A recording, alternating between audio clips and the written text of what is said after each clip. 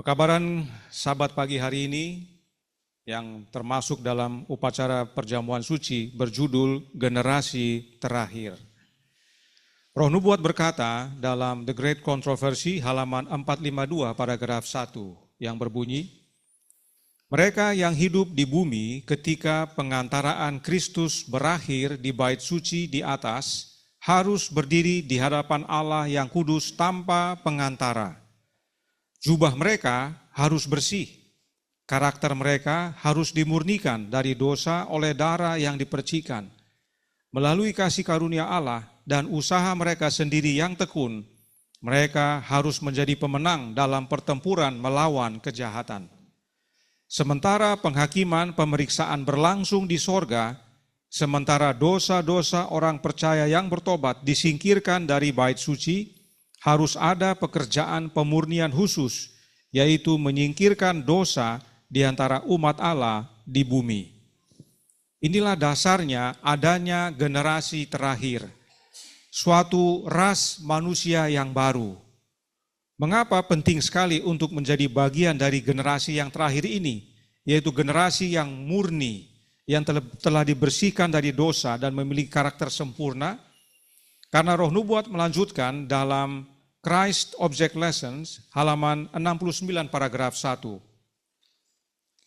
Kristus sedang menunggu dengan penuh kerinduan akan manifestasi dirinya di dalam jemaatnya. Ketika karakter Kristus akan direproduksi dengan sempurna di dalam umatnya, maka ia akan datang untuk mengklaim mereka sebagai miliknya. Inilah pentingnya menjadi bagian generasi terakhir atau ras manusia yang baru, yaitu manusia yang telah diubahkan menjadi serupa dengan Kristus. Mereka yang selamat adalah mereka yang tergabung dalam generasi terakhir ini. Karenanya pekabaran Sabat ini adalah penting. Kita perlu tahu bagaimana caranya menjadi bagian dari generasi terakhir ini. Paulus menuliskan dalam Efesus 2 ayat 12 dan 13, bahwa waktu itu kamu tanpa Kristus tidak termasuk kewargaan Israel dan tidak mendapat bagian dalam ketentuan-ketentuan yang dijanjikan, tanpa pengharapan dan tanpa Allah di dalam dunia. Tetapi sekarang, di dalam Kristus Yesus, kamu yang dahulu jauh sudah menjadi dekat oleh darah Kristus. Kemudian Efesus 2 ayat 14 sampai 18 lanjutkan. Karena dialah damai sejahtera kita yang telah mempersatukan kedua pihak dan yang telah merubuhkan tembok pemisah, yaitu perseteruan. Sebab dengan matinya sebagai manusia, ia telah membatalkan hukum Taurat dengan segala perintah dan ketentuannya, untuk menciptakan keduanya menjadi satu manusia baru di dalam dirinya, dan dengan itu mengadakan damai sejahtera, dan untuk memperdamaikan keduanya di dalam satu tubuh dengan Allah oleh salib, dengan melenyapkan perseteruan pada salib itu. Karena oleh Dia, kita kedua pihak dalam satu roh beroleh jalan masuk kepada Bapa. Setelah menyatakan bahwa bangsa-bangsa lain yang tanpa Kristus tidak termasuk kewargaan Israel dan tidak mendapat bagian dalam ketentuan-ketentuan yang dijanjikan, tanpa pengharapan dan tanpa Allah di dalam dunia, Paulus lanjutkan dengan mengatakan bahwa Kristus telah menjadikan kedua ras, yaitu Yahudi dan non-Yahudi, menjadi satu.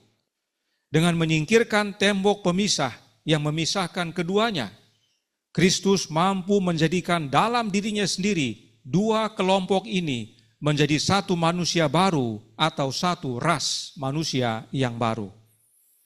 Dengan menjadi manusia yang berada dalam kutukan dosa dan mematahkan kutukan itu, Yesus menciptakan kehidupan baru dan ras manusia baru. Suatu ras yang mengambil bagian dalam kodrat ilahi yang dalamnya gambar Allah telah dipulihkan. Karena apa yang Yesus lakukan, kini ada ras manusia lain. Ras manusia baru ini bukanlah orang Yahudi, bukan orang non-Yahudi. Yesus tidak datang untuk menjadikan orang non-Yahudi menjadi orang Yahudi atau orang Yahudi menjadi non-Yahudi. Yesus datang untuk mengubah keduanya. Hal ini mengingatkan kita pada dua Adam. Sama seperti Adam pertama adalah bapa umat manusia yang telah jatuh dalam dosa, di mana kita semua dilahirkan, demikian pula Kristus adalah bapa kekal, umat manusia yang baru, yang diselamatkan, di mana kita dapat dilahirkan kembali. Dengan mengingat hal ini, perhatikan apa yang Paulus katakan dalam 1 Korintus 15 ayat 47 sampai 49. Manusia pertama berasal dari debu tanah dan bersifat jasmani. Manusia kedua berasal dari sorga. Makhluk-makhluk alamiah sama dengan dia yang berasal dari debu tanah, dan makhluk-makhluk sorgawi sama dengan dia yang berasal dari sorga. Sama seperti kita telah memakai rupa dari yang alamiah, demikian pula kita akan memakai rupa dari yang sorgawi. Ayat-ayat ini menyajikan kepada kita dua Adam, dua kepala umat manusia. Yang satu berasal dari bumi, yang satu berasal dari sorga. Yang satu alamiah, yang satu lagi rohaniah. Yang satu bersifat duniawi, yang satu bersifat sorgawi.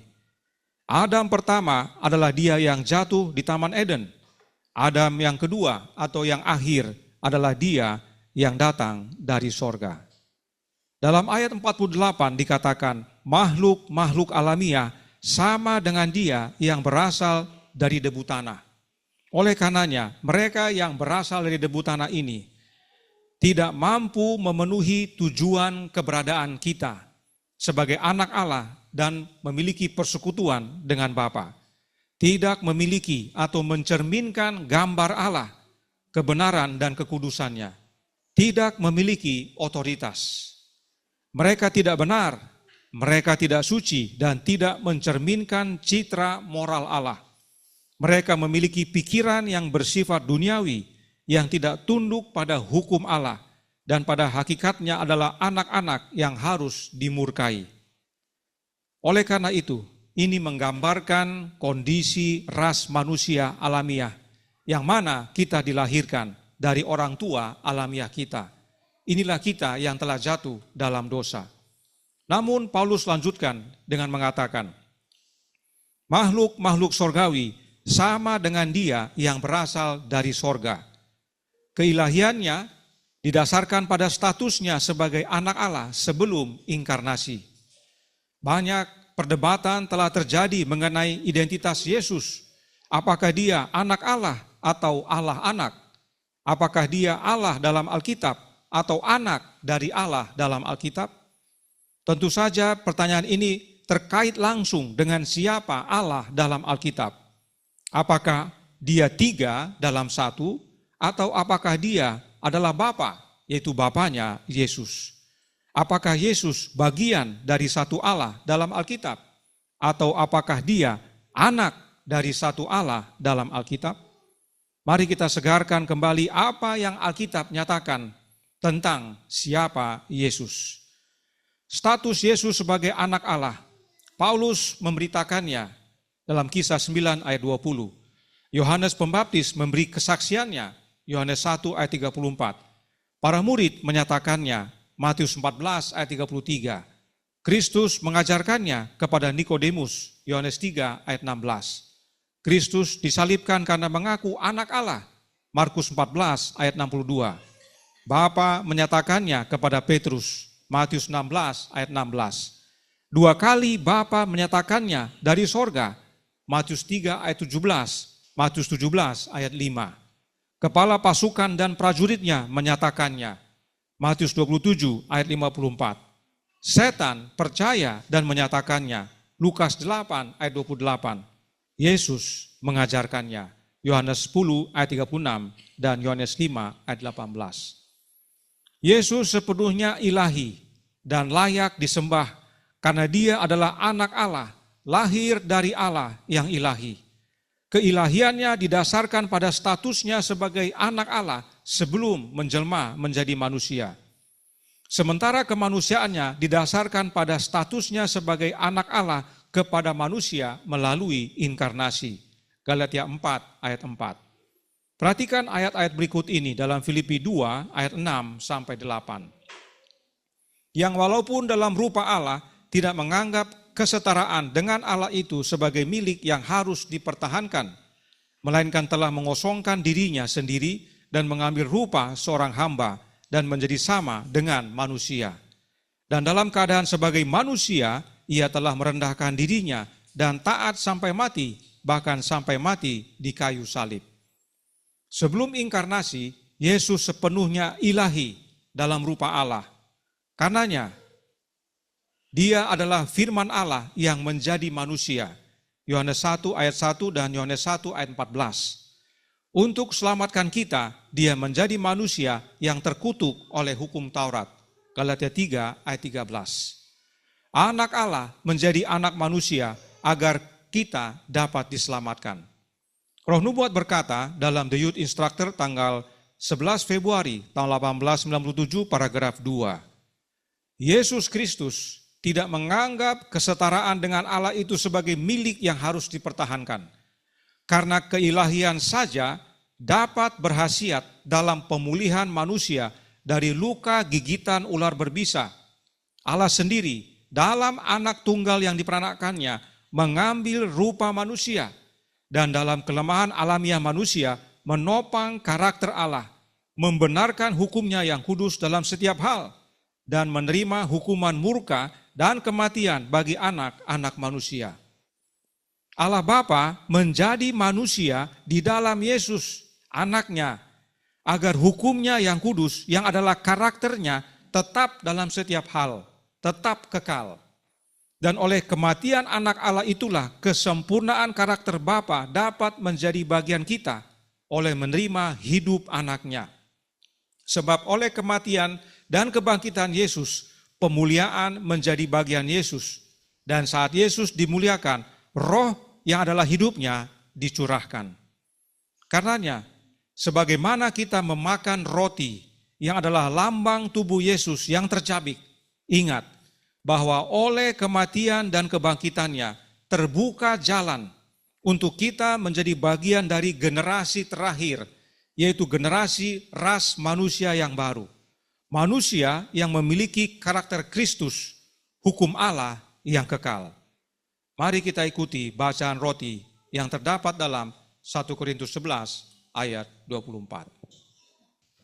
Saudara-saudara, mari kita ikuti bacaan roti pada acara perjamuan kita pada hari Sabat ini yang terdapat dalam 1 Korintus 11 ayat 23 dan 24. Sebab apa yang telah kuteruskan kepadamu telah aku terima dari Tuhan, yaitu bahwa Tuhan Yesus pada malam waktu ia diserahkan mengambil roti, dan sesudah itu ia mengucap syukur atasnya, ia memecah-mecahkannya dan berkata, inilah tubuhku yang kuserahkan bagi kamu, perbuatlah ini menjadi peringatan akan aku. Ya Allah Bapa kekal yang berdiam dalam tahta kemuliaan surga, puji dan syukur kami panjatkan kehadirat-Mu.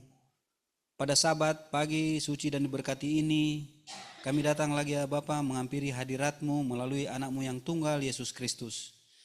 Kami bersyukur atas berkat-Mu telah mengaruniakan bagi kami roh anak-Mu, sehingga pada Sabat ini ya Bapa kami boleh mengambil keputusan untuk beribadah kepadamu. Kami datang ya Tuhan oleh karena dorongan roh-Mu, sehingga meskipun kami dibedakan dengan tempat dan waktu, masing-masing umat-Mu boleh bersekutu bersama-sama, baik kami yang mengikuti lewat ibadah lewat Zoom, ataupun kami yang beribadah di Jalan Baru yang ada di Timika. Kami boleh terhubung satu dengan yang lain, dalam satu roh kami boleh melayani satu dengan yang lain, kami boleh memuji membesarkan nama-Mu bersama-sama. Bapa di surga, untuk itu kiranya ya Tuhan, berkat dan janji-Mu itu boleh menjadi bagian kami pada Sabat ini. Ketika kami akan mengambil roti ya Tuhan, yang menjadi lambang dari tubuh anak-Mu yang telah mati di atas kayu salib.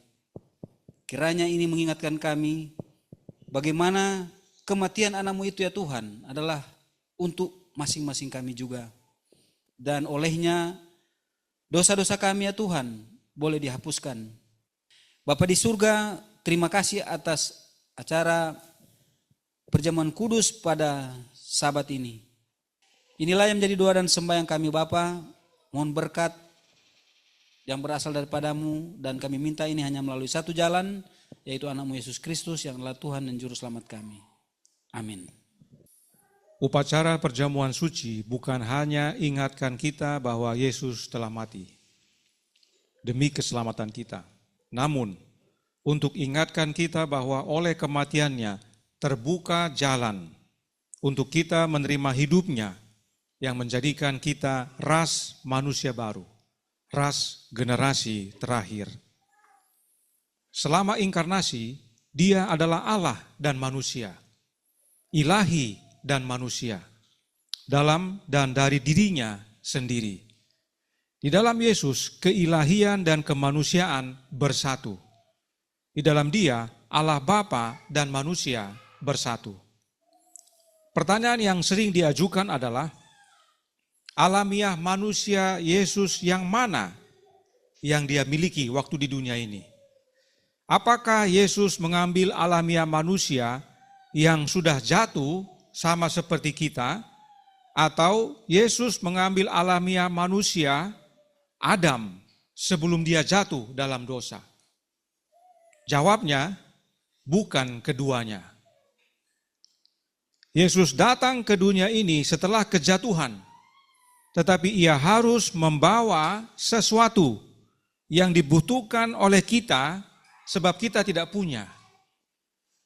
Alkitab mengatakan dalam beberapa ayat berikut ini, dengan jalan mengutus anaknya sendiri dalam daging yang serupa dengan daging yang dikuasai dosa karena dosa, Ia telah menjatuhkan hukuman atas dosa di dalam daging. Roma 8 ayat 3. Karena anak-anak itu adalah anak-anak dari darah dan daging, maka Ia juga menjadi sama dengan mereka dan mendapat bagian dalam keadaan mereka. Ibrani 2 ayat 14. Itulah sebabnya maka dalam segala hal Ia harus disamakan dengan saudara-saudaranya. Ibrani 2 ayat 17. Melainkan telah mengosongkan dirinya sendiri dan mengambil rupa seorang hamba dan menjadi sama dengan manusia. Filipi 2 ayat 7. Jadi, hal ini menyatakan kepada kita bahwa Yesus mengambil daging dan darah yang sama seperti kita, yang kita miliki sekarang ini. Alamiah yang sudah jatuh, yang sama, yang seperti kita. Tetapi apa yang Alkitab katakan berikutnya tentang kemanusiaan Yesus? Perhatikan ayat-ayat berikut. Yesus adalah anak yang di dalam kandungannya adalah dari Roh Kudus. Matius 1 ayat 20. Anak yang akan dilahirkan ini disebut kudus, anak Allah. Lukas 1 ayat 35. Yesus berkatakan, aku dari atas. Yohanes 8 ayat 23. Yesus katakan, aku bukan dari dunia ini. Yohanes 8 ayat 23. Yang dikuduskan oleh Bapa dan yang telah diutusnya ke dalam dunia. Yohanes 10 ayat 36. Ia tidak berbuat dosa. 1 Petrus 2 ayat 22. Yang tidak mengenal dosa. 2 Korintus 5 ayat 21. Di dalam Dia tidak ada dosa. 1 Yohanes 3 ayat 5. Karenanya, perhatikan, Yesus seperti kita, namun berbeda dari kita. Dia terlahir sebagai ilahi dan manusia. Kita terlahir sebagai manusia biasa. Dia lahir dikuduskan. Kita lahir dalam keadaan tidak kudus. Dia lahir dari Roh Kudus. Kita lahir dalam kebutuhan akan Roh Kudus. Dia lahir terhubung dengan Allah. Kita lahir terpisah dari Allah. Dia lahir diterima oleh Allah. Kita lahir dalam kebutuhan diterima oleh Allah. Dia lahir dilahirkan kembali. Kita lahir dalam kebutuhan kelahiran baru. Ia lahir untuk menjadi juru selamat dunia. Kita lahir dalam kebutuhan juru selamat. Jadi, Yesus mengambil alamiah manusia yang telah jatuh dalam dosa, sama seperti kita, darah dan daging, tetapi tidak mengambil pikiran dosa. Sebab tidak ada dosa di dalam Dia. Kita dinasihati untuk memiliki pikiran dan perasaan Yesus. Filipi 2 ayat 5 berkata, hendaklah kamu dalam hidupmu bersama menaruh pikiran dan perasaan yang terdapat juga dalam Kristus Yesus. Yesus lahir terhubung dengan Bapanya. Dia lahir dipenuhi dengan Roh Allah. Oleh karena itu pikirannya tersambung dengan Allah. Artinya, Yesus memiliki pikiran rohani dan sempurna mencerminkan citra moral Allah sejak lahir. Hidupnya adalah manifestasi dari kebenaran batin yang dia miliki melalui warisan karena dia lahir dari Allah. Sejak kejatuhan Adam, Yesus adalah manusia pertama yang dapat memenuhi tujuan manusia diciptakan, yaitu sebagai anak dan bersekutu dengan Bapa. Sejak kejatuhan, Yesuslah yang pertama memenuhi ini. Kemudian mencerminkan gambar Allah yang sempurna, yaitu karakternya, menjalankan otoritas yang diberikan kepada manusia saat penciptaan. Adam menerima otoritas, tapi karena telah jatuh dalam dosa, dia serahkan kepada setan. Tapi oleh karena Yesus diambil alih kembali. Yesus berbeda dari Adam sebelum dosa, karena dia mengambil daging yang berdosa, dagingnya kita.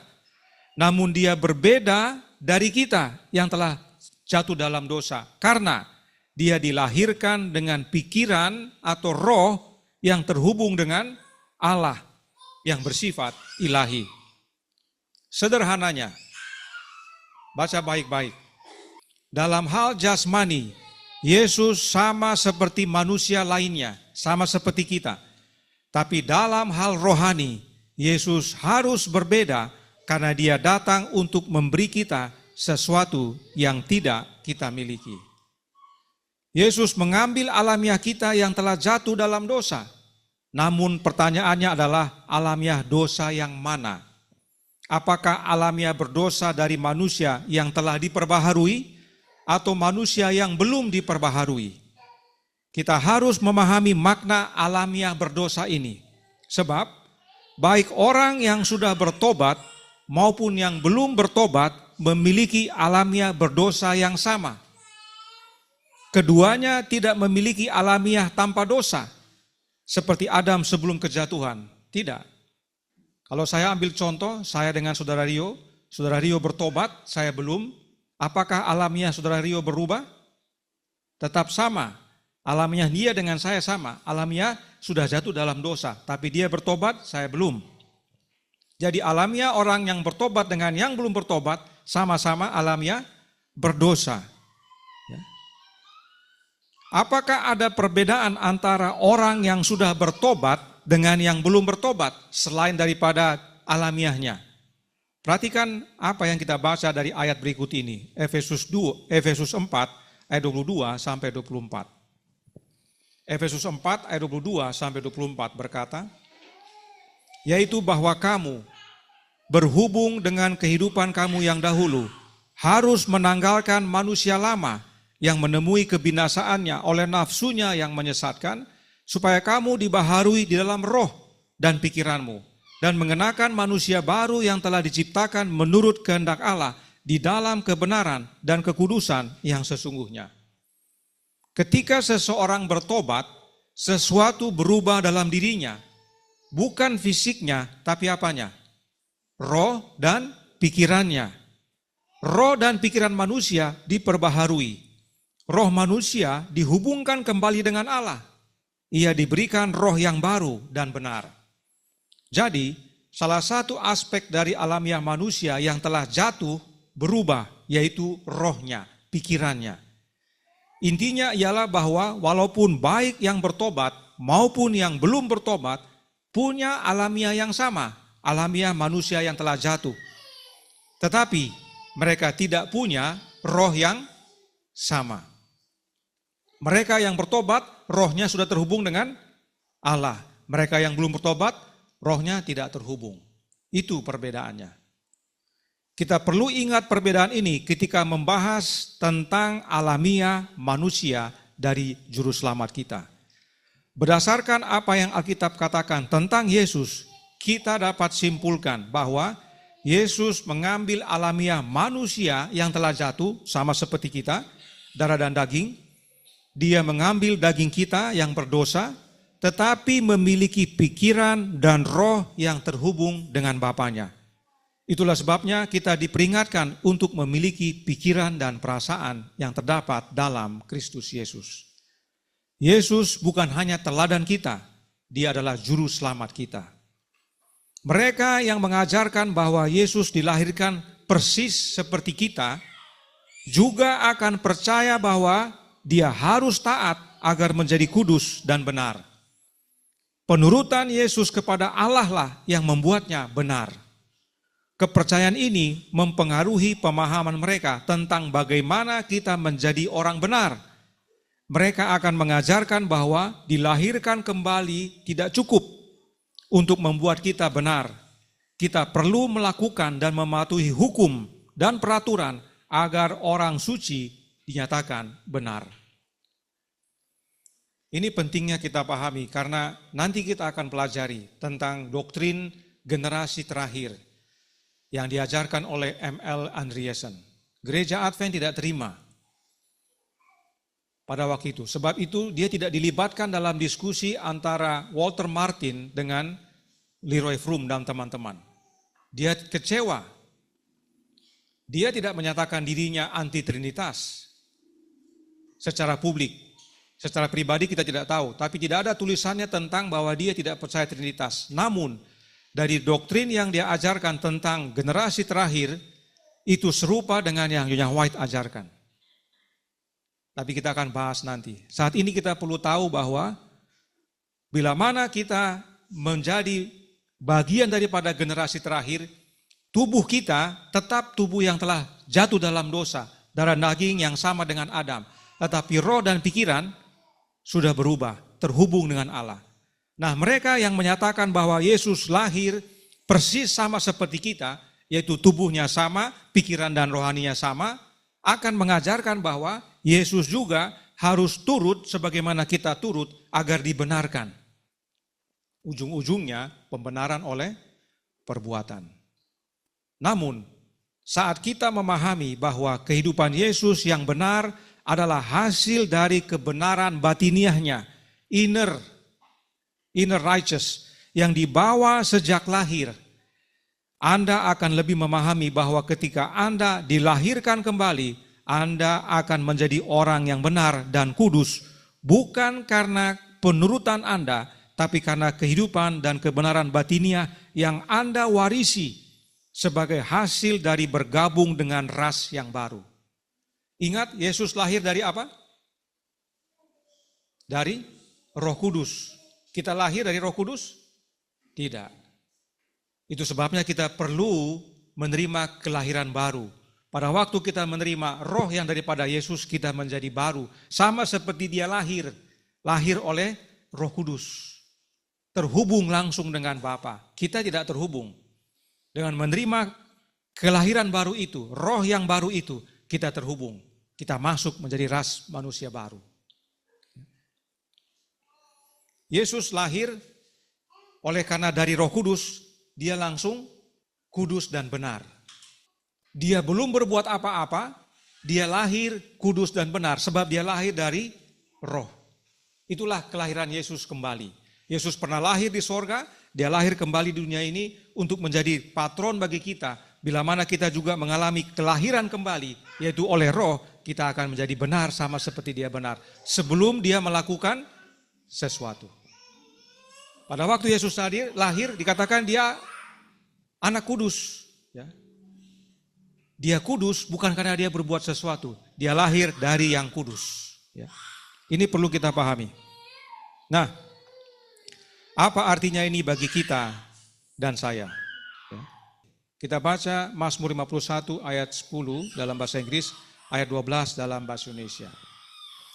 Jadikanlah hatiku tahir ya Allah, dan perbaharuilah batinku dengan roh roh yang teguh. Ini doa Daud pada waktu dia ditegur oleh Nabi Nathan saat dia berzina dengan Batseba. Daud minta apa?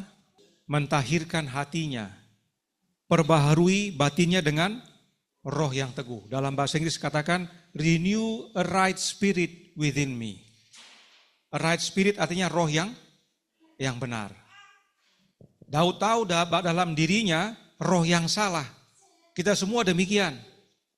Kita perlu roh yang benar. Inilah pentingnya kita memahami bagaimana Yesus lahir berbeda dengan kita. Dia lahir kudus, dia lahir dengan roh yang benar, kita tidak. Kita perlu kelahiran sebagaimana Yesus. Lukas 22 ayat 20 berkata, demikian juga dibuatnya dengan cawan sesudah makan. Ia berkata, cawan ini adalah perjanjian baru oleh darahku yang ditumpahkan bagimu. Darah artinya hidup. Karenanya hidup Yesuslah yang ditumpahkan kepada kita. Bagaimana caranya? Oleh mencurahkan rohnya. Darah Yesus yang tercurah pada hari kematiannya adalah lambang dari kecurahan hidupnya, yaitu rohnya pada hari Pentakosta. Ingat anak-anak, pada waktu Yesus di kayu salib, ditusuk lambungnya, yang keluar apa? Air dan darah. Ingat tadi, kita sebelum perjamuan suci, kita membasuh kaki dan tangan dengan air. Itu lambang pembersihan, lambang daripada rohnya Yesus. Demikian juga dengan darah yang adalah hidup, lambang daripada rohnya yang dicurahkan pada hari Pentakosta, bahkan hingga sekarang ini. Kita dapat diperbaharui dalam roh dan pikiran. Kita dapat menerima pembaharuan batin dengan roh yang teguh adalah dengan menerima hidupnya Yesus, rohnya Yesus. Dan saat kita menerima ini, meskipun kita belum bikin apa-apa, kita dibenarkan. Karenanya kita perlu ingat sebagaimana kita meminum anggur. Mari kita ikuti bacaan anggur dalam 1 Korintus 11 ayat 25 dan 26. 1 Korintus 11 ayat 25 dan 26. Demikian juga ia mengambil cawan sesudah makan lalu berkata, cawan ini adalah perjanjian baru yang dimeteraikan oleh darahku. Perbuatlah ini setiap kali kamu meminumnya menjadi peringatan akan aku. Ayat 26, sebab setiap kali kamu makan roti ini dan minum cawan ini, kamu memberitakan kematian Tuhan sampai ia datang. Kita bertelut semua. Kita berdoa. Bapa kami yang bertahta dalam kerajaan surga, Bapa yang kami selalu sembah melalui anak-Mu yang tunggal, Yesus Kristus. Pada Sabat yang suci ini kami bersyukur, kami berterima kasih oleh karena berkat tuntunan Roh-Mu, kami boleh berada di tempat ini untuk bersekutu, memuji, membesarkan akan nama-Mu ya Tuhan. Terlebih kami dapat melaksanakan upacara perjamuan kudus pada Sabat ini. Bapa di sorga, terima kasih atas pengorbanan-Mu di atas kayu salib. Telah mati bukan hanya untuk menebus akan dosa kami manusia, tetapi untuk membuka jalan agar supaya Roh-Mu boleh kami miliki di dalam kehidupan kami dan kami boleh bagikan kepada orang lain yang ada di sekitar kami. Bapa di sorga, biar kiranya Engkau mau menuntun kami di dalam kehidupan kami selanjutnya. Melalui Roh-Mu kami dapat dituntun untuk setiap hari kami lebih setia kepada Tuhan. Pimpin kami di sepanjang acara kami selanjutnya. Kami berdoa di dalam nama Tuhan Yesus yang telah menjadi juru selamat kami. Amin.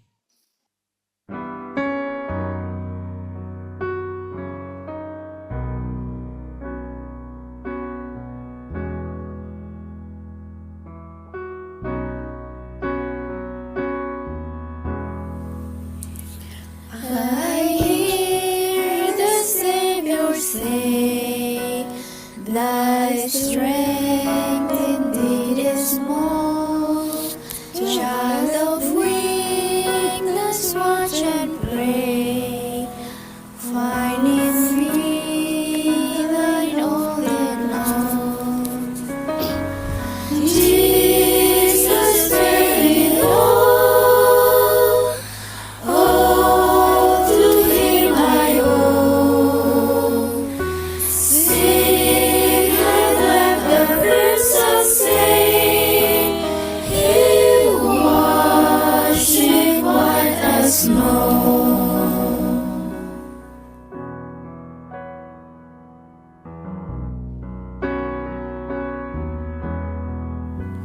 Lord, now in me I find Thy power and Thine alone can change the leper's pulse and melt the heart of stone. Jesus said it all to Him I owe. Sin had left the crimson stain, He washed it white as snow.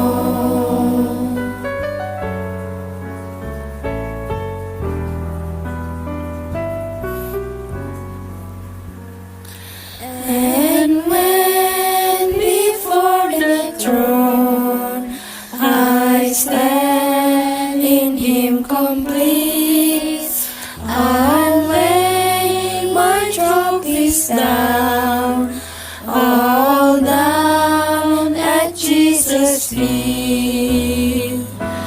Jesus paid it all to Him I owe. Sin had left a crimson stain, He washed it white as snow.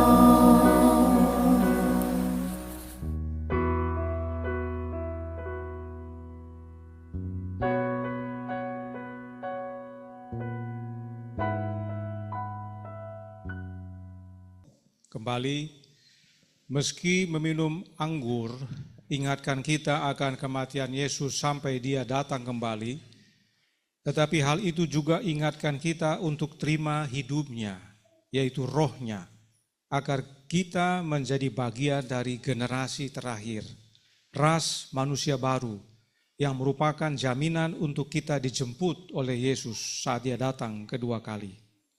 Karenanya ingat yang Paulus nyatakan tadi, makhluk-makhluk sorgawi sama dengan Dia yang berasal dari sorga.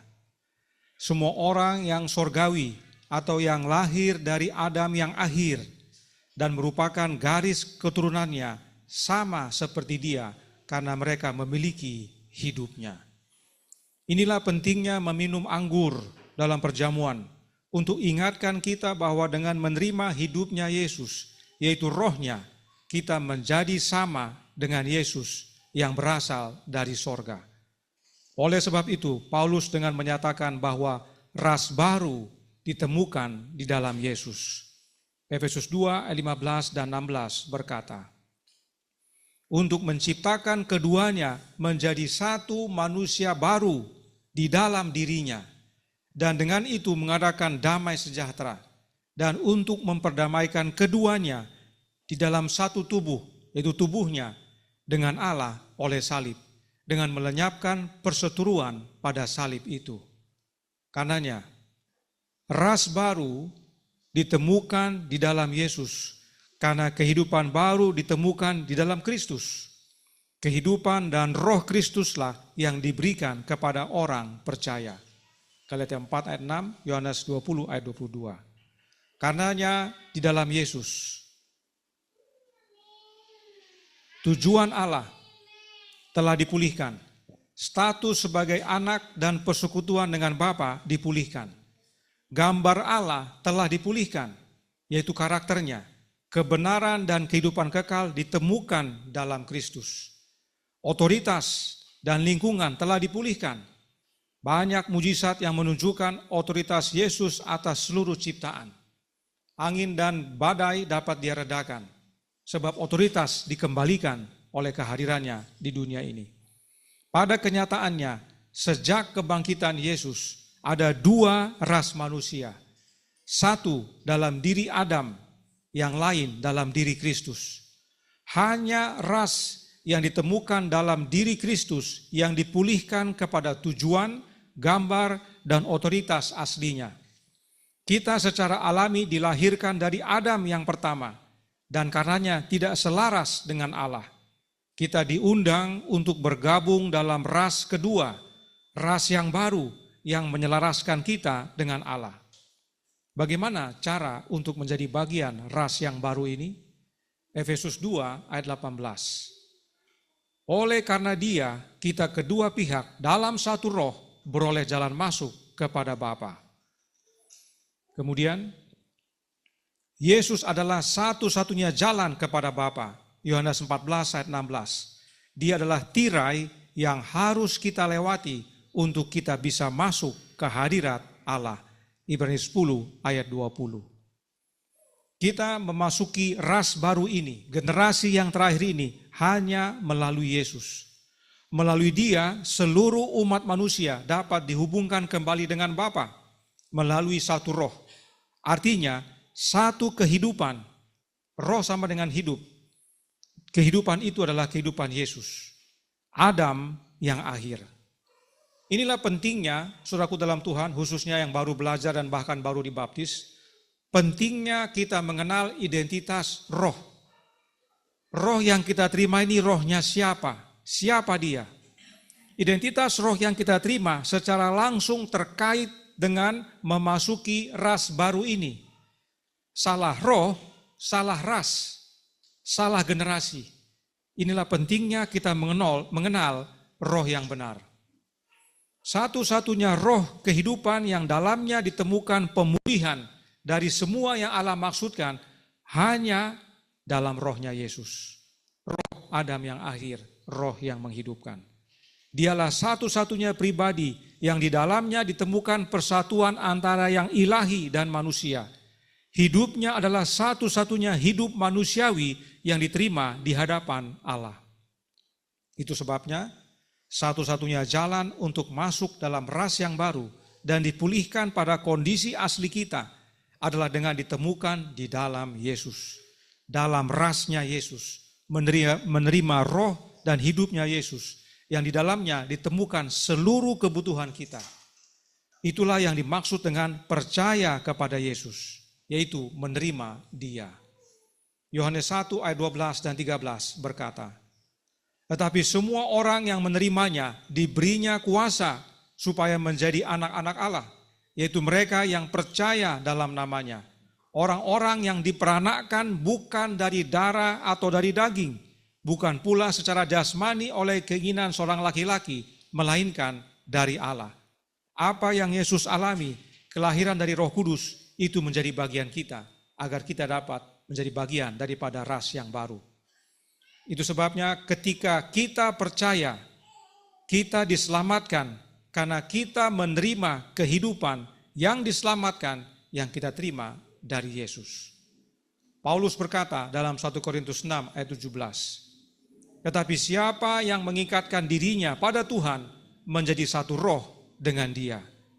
Ketika kita menerima Yesus, kita menjadi satu hidup dengan Dia. Artinya kita terima hidupnya, kita menjadi anggota ras Yesus. Kolose 1 ayat 13. Ia telah melepaskan kita dari kuasa kegelapan dan memindahkan kita ke dalam kerajaan anaknya yang kekasih. Semua ini ditemukan dalam Yesus karena didasarkan pada penerimaan hidupnya. Inilah kerajaan kasih karunia. Kerajaan kasih karunia yang kita terima oleh menerima hidup anaknya. Yang nantinya melayakkan kita untuk menerima kerajaan kemuliaan. Dan 2 Korintus 5 ayat 17. Jadi siapa yang ada dalam Kristus, ia adalah ciptaan baru, yang lama sudah berlalu, sesungguhnya yang baru sudah datang. Apanya yang baru? Apa yang baru? Roh dan pikiran.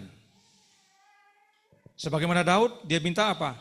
Renew a right spirit within me. Perbaharui batinku dengan roh yang teguh, roh yang benar. Itu yang baru. Tubuh kita masih tubuh manusia berdosa, sama. Tapi begitu kita bertobat, kita terima rohnya Yesus, ada yang diperbaharui, yaitu roh dan pikiran kita. Ketika kita percaya kepada Yesus, kita terima kehidupannya, kita menjadi ciptaan baru, karena kita masuk dalam ras yang baru, rasnya Yesus. Ras yang diterima sepenuhnya oleh Bapa, suatu generasi yang terakhir menjelang kedatangan Kristus yang kedua kali. Seperti yang kita sudah pelajari, ada dua Adam. Adam yang pertama, Adam duniawi. Adam yang kedua, Adam yang akhir dari sorga. Ada dua ras. Ras Adam yang pertama yang binasa. Dan ras Adam yang kedua, Adam yang akhir adalah ras yang baru. Generasi terakhir yang menjadi ciptaan baru oleh menerima rohnya. Agar pembaharuan roh dan pikiran kita terhubung dengan Bapa. Kita menerima sumber hidup yang sebenarnya. Bukan dari Adam yang pertama yang akhirnya binasa. Pertanyaannya adalah, Anda dilahirkan dari siapa? Hidup siapa yang Anda miliki? Dalam ras yang mana Anda tergabung? Adalah doa kita bersama, sebagaimana kita sudah ikuti perjamuan suci. Kita menjadi ras manusia yang sama dengan Yesus, yang meskipun darah dan daging yang telah jatuh dalam dosa, tapi hati dan pikiran kita, roh dan pikiran kita, perasaan dan pikiran kita hanya dalam siapa? Dalam Yesus. Adam yang akhir dan menerima hidupnya, roh yang menghidupkan, roh yang kudus dalam hati kita oleh iman. Itulah syarat menjadi generasi yang terakhir sebelum Yesus datang kedua kali. Karena hanya generasi yang akhir ini yang Yesus jemput. Mari kita bangkit berdiri. Kita berdoa. Bapa di sorga, terima kasih atas nasihat firman-Mu yang penting sekali bagi kami. Hanya mereka yang tergabung dalam generasi terakhir, ras manusia baru yang Yesus jemput saat Dia datang kedua kali. Dan satu-satunya cara untuk kami dapat tergabung dalam generasi terakhir ini adalah dengan menjadi sama seperti Kristus. Meski tubuhnya, tubuh manusia yang telah jatuh, tetapi roh dan pikirannya terhubung dengan Engkau ya Bapa, sebab Engkau tinggal dalam Dia.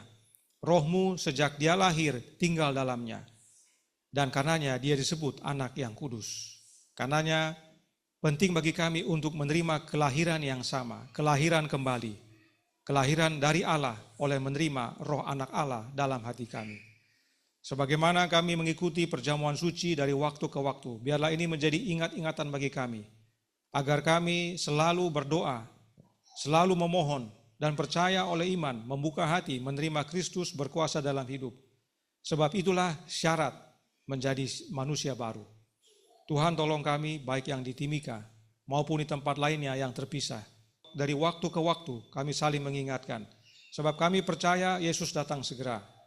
Kebutuhan terbesar kami adalah untuk menjadi serupa dengan Dia, itu dalam karakter. Terima kasih atas kesempatan hari Sabat yang indah ini. Kehendak-Mu yang jadi, ampun kami akan dosa dan salah, karena kami berdoa hanya dalam nama Anak Allah yang tunggal, Yesus Kristus, yang adalah Tuhan dan Juru Selamat kami. Amin.